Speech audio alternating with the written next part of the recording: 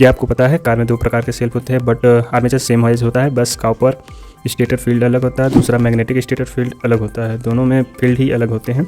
और copper stator field पहले कारों में लगते थे जो कि ज़्यादा एम्पियर लेते थे, जबकि अब मैग्नेटिक स्टेटर फील्ड लगते हैं। सभी कारों और बाइकों में यूज़ होते हैं। कम एम्पियर में गाड़ी अच्छे से स्टार्ट भी हो जाती है और बैटरी लाइफ भी अच्छी होती है। यहाँ पर देख सकते हैं आप कॉपर स्टेटर फील्ड खुली है।